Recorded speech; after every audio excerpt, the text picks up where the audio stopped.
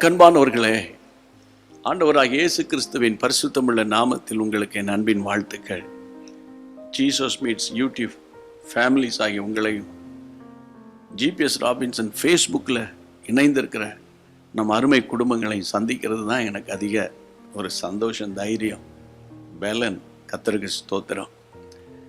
இந்த நாளிலும் பிரியமானவர்களே, ஆண்டவர் உங்களுக்கு கொடுக்கப்படுகிற வார்த்தையை தாகத்தோடு எதிர்பாருங்க, நம்பிக்கையோடு எதிர்பாருங்க. இது மனித சத்தம் இல்லை. ஆண்டவரே, காலையில் உங்கள் சத்தத்தை நான் கேட்குறேன் என்ற எண்ணத்தோடு வேத வசனத்தை நம்ம திறந்து கொள்வோம்.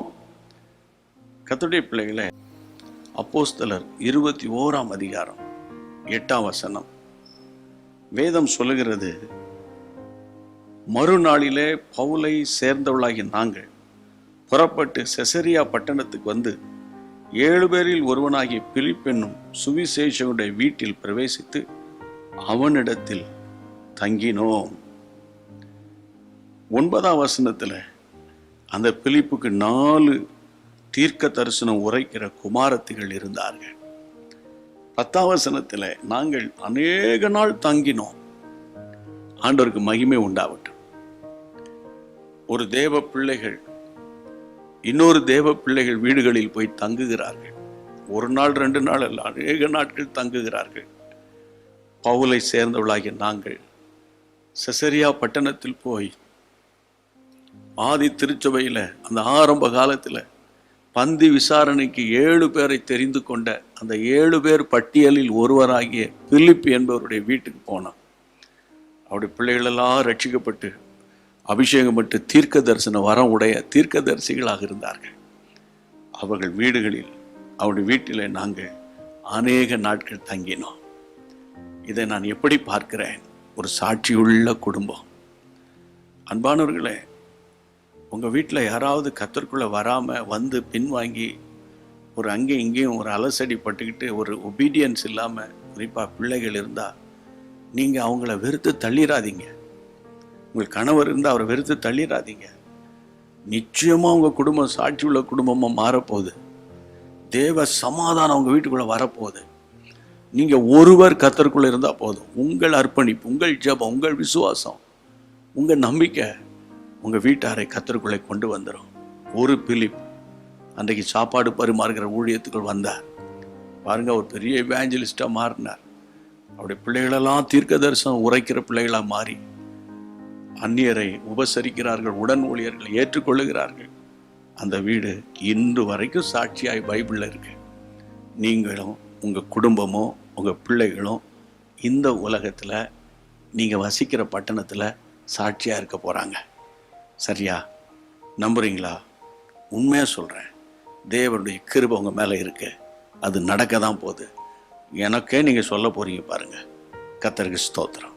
அதுக்காக நான் இப்போ ஒரு ஜெபம் பண்ண போகிறேன். எல்லாரும் இணைந்து ஜெபிப்போமா? எங்கள் பரிசுத்த பிதாவே, எங்கள் வீடு ஒரு பரலோகம் போல இருக்கணும். எங்கள் வீடு நரகம் போல இருக்கவே கூடாது. எங்கள் வீடு ஒரு குட்டி பரலோகம் போல இருக்கணும். எங்கள் வீடு ஒரு ஜபாவினால் நிரம்பி இருக்கணும்.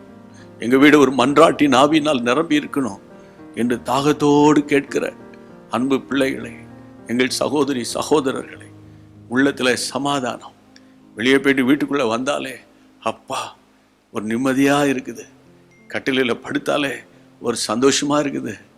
காலையில் கண்களை திறந்தாலே தேங்க் காட், புதிய நாளுக்காய் தோத்திரம் என்று ஒரு மனமகிழ்ச்சியாக இருக்குது. அப்படிப்பட்ட கிருபை இந்த வீட்டில் உண்டாவதாக. இந்த நாள் முழுவதும் அது அப்படியே இருப்பதாக.